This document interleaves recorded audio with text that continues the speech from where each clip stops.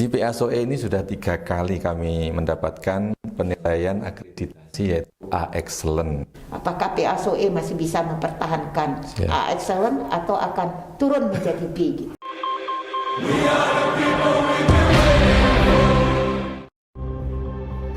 Kak, tutup pintu dulu, kata mau podcast nih. Assalamualaikum warahmatullahi wabarakatuh. Waalaikumsalam warahmatullahi wabarakatuh. Salam sejahtera bagi kita semua.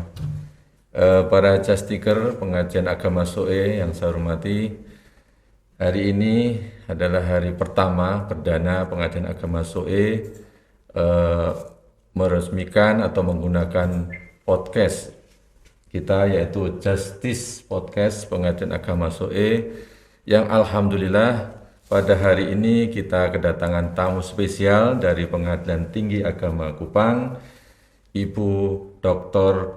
Anda Hajah Siswayati SIMH, selaku Ketua Pengadilan Tinggi Agama Kupang, orang nomor 1 di PTA Kupang. Selamat datang Ibu. Assalamualaikum warahmatullahi wabarakatuh. Sehat Ibu? Alhamdulillah sehat. Alhamdulillah.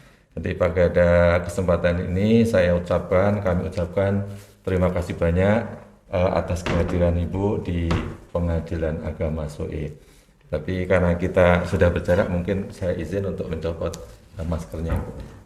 Ya.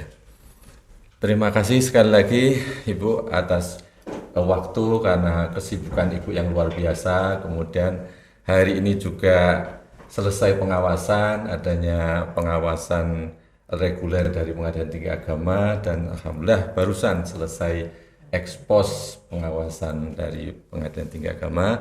Jadi kami minta waktu kepada Ibu untuk menyampaikan kiat-kiat apa dari Pengadilan Tinggi Agama tentang pengawasan ini, agar capaian di satuan kerja di pengadilan di wilayah Ibu ini akan lebih maju dan lebih baik lagi. Mungkin tidak berpanjang kalam, mungkin saya akan masuk ke materi daripada podcast hari ini. Yang ingin saya tanyakan Ibu, bagaimana program atau cara PTA Kupang tentang pengawasan di satker-satker di wilayah NTT, yang mana satker di bawah Ibu ini terdiri dari pulau-pulau, ada 3 pulau atau 4 pulau besar. Ya, kemudian yang khususnya di PASOE mungkin nanti bisa di Ibu. Silakan Ibu. Terima kasih. Bismillahirrahmanirrahim. Assalamualaikum warahmatullahi wabarakatuh. Pertama-tama saya mengucapkan terima kasih dan apresiasi yang setinggi-tingginya untuk Pengadilan Agama SOE, satu-satunya pengadilan agama di wilayah PTA Kupang di Nusa Tenggara Timur yang sudah mempunyai studio Justice Pengadilan Agama SOE podcast ini. Mudah-mudahan apa yang sudah dirintis, yang sudah diberlakukan di Pengadilan Agama SOE ini dapat diikuti oleh pengadilan-pengadilan agama di seluruh wilayah Nusa Tenggara Timur. Berkaitan dengan pertanyaan dari Bapak Ketua, bagaimana tentang pengawasan yang dilakukan oleh Pengadilan Tinggi Agama Kupang terhadap satker-satker yang ada di bawahnya, perlu kami sampaikan bahwasannya pengawasan yang dilakukan oleh Pengadilan Tinggi Agama Kupang terhadap satker-satker PTA yang ada di Nusa Tenggara Timur itu selalu mengacu kepada petunjuk Mahkamah Agung sesuai dengan SK Mahkamah Agung nomor 80 tahun 2006. Di samping itu juga kami samping melakukan pengawasan rutin seperti yang sudah dilakukan, yang sekarang baru selesai kami lakukan di Pengadilan Agama SOE, kami juga selalu melakukan pengawasan secara virtual. Ya. Bagaimana cara melakukan pengawasan secara virtual? Kita melakukan pengawasan melalui laporan-laporan yang kami terima di Pengadilan Tinggi Agama Kupang. Ya. Melihat website, melihat sikap, ABS, kegiatan-kegiatan Pengadilan Agama SOE yang dipublikasikan melalui mass media, Facebook, Instagram, YouTube, dan segala macam yang ada di sini. Itu kami lakukan, selalu kami pantau. Jadi sudah ada tim IT di Pengadilan Tinggi Agama Kupang yang memantau kemudian melaporkan kepada pimpinan. Saya sendiri juga hampir setiap hari membuka website PAPA di wilayah NTT. Jadi kalau ada hal-hal yang belum diupdate, belum beres sebagaimana aturan yang ada, kami selalu memberikan teguran, memberikan arahan-arahan ke PAPA semua gitu loh kan. Ini yang kami lakukan selama ini. Luar biasa ya Ibu. Jadi dengan program yang sudah dilakukan di PTA, baik secara reguler manual ya, datang ke PAPA walaupun terdiri pulau-pulau, kemudian juga secara virtual sudah dilakukan dengan baik. Termasuk di SOE ini sudah hari ini selesai untuk pengawasan regulernya. Kemudian di PASOE ini sudah 3 kali kami mendapatkan penilaian akreditasi yaitu A Excellent. Untuk yang keempat kalinya ini kami mohon petunjuk bagaimana tips-tipsnya agar PASOE tetap bisa mempertahankan akreditasi A Excellent ini. Bagus. Alhamdulillah ya, sejak tahun 2018 ya Pak ya. 18, 19, 20 A Excellent untuk PASOE. Ini suatu prestasi yang luar biasa. Terima kasih. Kemudian untuk tahun 2021 insya Allah kita sedang menunggu ini arahan petunjuk dari Badilak kapan akan dilakukan penilaian lagi. Apakah PASOE masih bisa mempertahankan A Excellent atau akan turun menjadi B gitu loh kan. Upayakan jangan sampai turun begitu kan. Betul. Gimana kiat-kiatnya? Kita ini kan sudah punya, kalau awal-awalnya pada tahun 2018 itu APM itu dulu SAPM namanya. Betul. Kan dulu SAPM. Itu yang dilihat itu kelengkapan dokumen-dokumen kita ya. Tapi sesudah 2019, 2020 dan juga mungkin 2021 ini kita menilai apakah SOP baik kesekretariatan maupun kepaniteraan itu betul-betul sudah diimplementasikan secara konsisten atau tidak, gitu kan? Jangan sampai beda SOP-nya begini, implementasinya beda, gitu kan? Nah, jadi yang dilihat itu Pak, gitu loh kan? Jadi bukan hanya kelengkapan LKE yang ada, dokumen-dokumen yang ada, tapi yang penting itu bagaimana implementasinya. Terutama implementasi memberikan pelayanan yang terbaik kepada masyarakat pencari keadilan.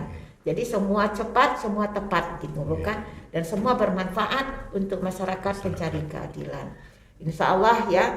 Kemudian juga yang penting itu di Pengadilan Agama SOE ini tidak ada masalah yang akan menjatuhkan nilai gitu loh kan. Nah, sedikit saja ada masalah menjatuhkan nilai nanti akan diturunkan. Nilai A Excellent-nya bisa menjadi B. Tapi insya Allah ya, kalau lihat keadaan seperti ini, yang penting itu ada komitmen bersama. Ya, komitmen dari pimpinan bersama-sama dengan aparatur Pengadilan Agama SOE, bagaimana untuk selalu konsisten, selalu mengimplementasikan dokumen-dokumen SOP yang ada, baik itu kepaniteraan maupun kesekretariatan.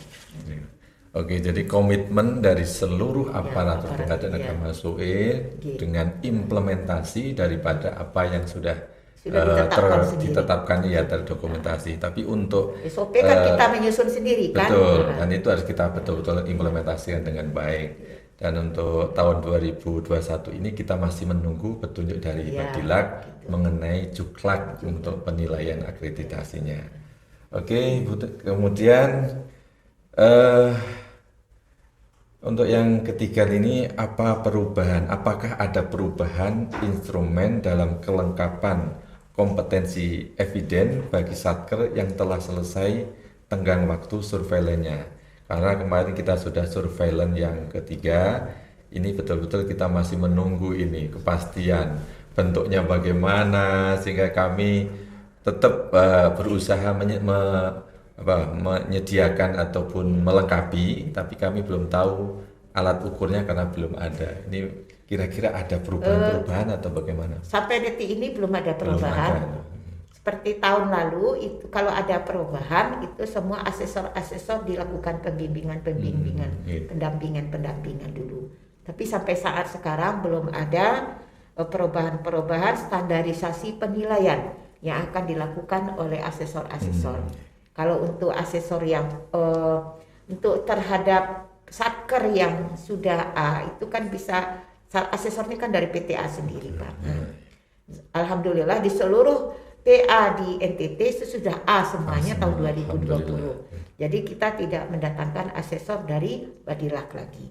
Mudah-mudahan standarisasinya tip karena bagaimana cara menilai gitu loh kan itu sama dengan tahun yang lalu.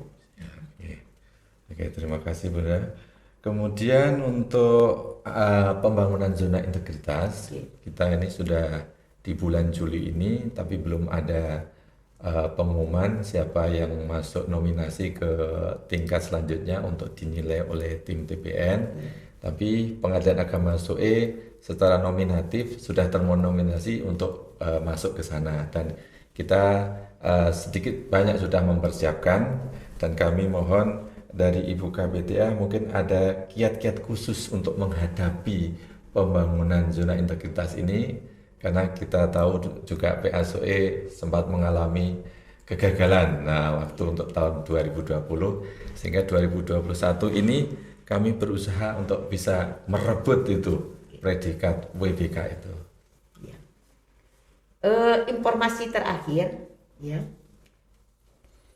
Dalam bulan Agustus ini akan ada penilaian dari tim penilai internal Mahkamah Agung untuk semua satker yang kemarin sudah dilakukan entry meeting ya oleh Badan Pengawas. Jadi PASOE harus bersiap-siap ya. Untuk diketahui pembangunan zona integritas itu bukan hanya keinginan ketua, bukan hanya keinginan segelintir aparatur pengadilan, tapi itu merupakan komitmen bersama dari pimpinan paling atas sampai kepada aparatur paling bawah, termasuk di dalamnya itu tenaga PTT gitu kan. Itu komitmen bersama. Nah, tujuannya apa pembangunan ZI? Itu adalah untuk meningkatkan pelayanan terbaik yang excellent, yang prima kepada masyarakat pencari keadilan. Bukan hanya kita itu mengejar bonus, bukan, tapi adalah untuk meningkatkan pelayanan ya. Oleh karena itu tolong berhati-hati dalam memberikan pelayanan gitu loh kan, pelayanan kepada masyarakat. Apa yang kita sudah bangun, sudah kita katakan, kita susun di dalam LKE di masing-masing 6 area, itu betul-betul kita implementasikan di dalam kegiatan kita sehari-hari di kantor ini, dan diyakinkan kepada semua aparatur yang ada tidak ada pelanggaran disiplin, pelanggaran kode etik gitu loh kan, terutama pelanggaran tentang profesionalitas gitu loh kan, pelanggaran proporsionalitas itu harus diyakinkan gitu. Satu saja yang bermasalah tidak akan lulus gitu loh kan. Jadi harus hati-hati. Betul, sangat rugi kalau tidak lulus gara-gara rugi banget. Kita ini sudah berjuang luar biasa. Betul. PTA sudah yang ketiga kali gitu loh kan. Mudah-mudahan di tahun ini satker-satker PTA dan PAPA yang diusulkan yang sudah masuk nominasi bisa lulus tahun 2021. Amin. Nah, ini kan saya kalau tidak lulus sekarang ini barangkali dipindah kemana saya ini gitu kan.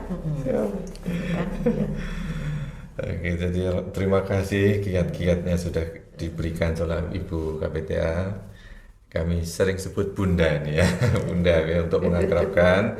Jadi Bunda sudah memberikan wejangan-wejangan, tip-tip dan triknya tadi dalam pembangunan zona integritas. Di samping komitmen seluruh karyawan itu, tapi jangan lupa implementasi dari semua apa yang ada di LKE itu. Jangan sampai itu hanya data saja, tapi kita tidak bisa mengimplementasikan. Dan jangan sampai tercoreng gara-gara hanya ada kesalahan-kesalahan dari aparatur kita yang bisa menurunkan grade-nya itu. Yang namanya berintegritas itu satu kata satu perbuatan. Satu kata satu perbuatan. Ya. Jangan beda apa yang kita ucapkan dengan apa yang kita lakukan. Jadi satu kata dengan perbuatan. Satu kata satu perbuatan itu harus kita garis bawahi, harus betul-betul menjadi perhatian kita. Mungkin yang terakhir ini Ibu ya, Bunda, selama Ibu menahkodai PT Akupan, apa yang Ibu harapkan untuk kemajuan PT Akupan dan Satker di bawahnya? Saya ya memang sudah komitmen saya ya sejak dilantik jadi ketua PT Akupan, dan ini juga pesan dari Bapak Dirjen Badila. Tolong Bu ditingkatkan kinerja dan prestasi Pengadilan Tinggi Agama Kupang. Nah, ini kan tantangan berat ya, Betul. tantangan berat dengan mewilayahi 14 PA yang berada di 5 pulau besar. gitu. Besar, betul. Yang alamnya penuh dengan tantangan. Kemudian SDM-nya yang sangat terbatas gitu loh kan. Ini tantangan besar untuk saya gitu loh kan. Nah, inilah makanya saya sering datang ke PA-PA untuk melihat langsung kondisi PA masing-masing, kondisi SDM yang ada, kinerjanya langsung bagaimana, prestasinya. Ini yang perlu saya tingkatkan terus gitu loh kan. Saya berharap mudah-mudahan dengan SDM, keterbatasan SDM yang ada, sarana prasarana yang sangat minim gitu bukan, PA-PA di wilayah NTT tidak kalah dengan PA-PA yang ada di pulau lain gitu loh Pak. Ya, luar biasa. Jadi Bunda kita ini luar biasa. 14 PA yang tersebar di beberapa pulau tadi, 5 pulau besar sudah semuanya dikunjungi. Bahkan sudah berkali-kali. Sudah berkali-kali, tidak hanya sekali pengawasan, berkali-kali. Dan semangat Bunda ini luar biasa. Setiap pengawasan memberikan motivasi dan dorongan bagaimana PA di NTT ini bisa maju, berkembang, tidak kalah dengan di PA-PA yang di ibu kota besar atau di kota-kota besar. NTT yang selama ini terkenal dengan kemiskinan dan keterbelakangan, insya Allah kita tunjukkan bahwa NTT itu juga punya potensi untuk maju. Termasuk di sini adalah PTA yang membawai 14 PA-PA yang di bawahnya ini. Ya kayak dulu NTT itu dikatakan nasib tidak tentu. Nasib tidak tentu. Sekarang saya mengatakan NTT itu negeri titipan Tuhan. Negeri titipan Tuhan. Ini yang harus kita rawat, kita bina sedemikian rupa, kita tingkatkan prestasi kinerja pengadilan agama, aparatur pengadilan agama yang ada di NTT. Kita jangan kalah dengan PA-PA yang satkernya gemuk-gemuk gitu, pegawainya banyak, hakimnya banyak, jurusitanya banyak. Kita jangan kalah dengan mereka. Oleh karena itu SIPP harus bagus, 11 aplikasi harus kita lakukan, kita harus selalu berinovasi untuk meningkatkan prestasi kita. Ya, yang penting untuk ZI ini bagaimana kita punya inovasi mandiri andalan kita sendiri. Seperti tadi ada aplikasi SIFAI, apalagi tadi itu Lopo Pengadilan, itu prestasi yang luar biasa itu. Terima ya, kasih. itu semua untuk meningkatkan pelayanan kepada masyarakat pencari keadilan. Tidak semua PA bisa menyediakan sarana yang seperti ini. Terima kasih. Terima kasih Pak Ketua. Sama-sama Bunda atas kehadiran dan waktu telah disempatkan untuk acara podcast perdana di Pengadilan Agama SOE, di mana podcast kita ini memberikan informasi, memberikan pencerahan kepada masyarakat khususnya di Timur Tengah Selatan, umumnya di seluruh Indonesia mungkin bisa menggunakan atau mengakses informasi ini sehingga ini bisa bermanfaat bagi kita semua. Sekali lagi saya ucapkan terima kasih atas waktu dan kehadiran Ibu. Sama-sama. Semoga Pengadilan Agama SOE bisa lebih maju lagi, bisa lebih inovatif lagi, dan prestasi-prestasi yang sudah dicapai oleh Pengadilan Agama SOE tetap meningkat. Amin. Alhamdulillah kita juga SIPP sudah meningkat, kemudian Sakib juga kita sudah memuaskan. Kemudian sarana prasarana yang tadi Ibunda sudah launching yaitu Lopo Keadilan untuk menyediakan sarana prasarana terhadap masyarakat pencari keadilan yang mungkin lagi menunggu sidang, ada smoking area, kemudian ada aplikasi SIFAI yaitu Virtual Assistant Information untuk memberikan kecepatan informasi terhadap perkara yang berlangsung kepada para pihak. Juga ada satu lagi yaitu media podcast ini untuk memberikan pembelajaran juga edukasi serta informasi kepada para pencari keadilan. Sekali lagi terima kasih kami ucapkan. Para justice seeker, terima kasih atas waktu yang telah diluangkan untuk mendengarkan dan mencermati podcast ini.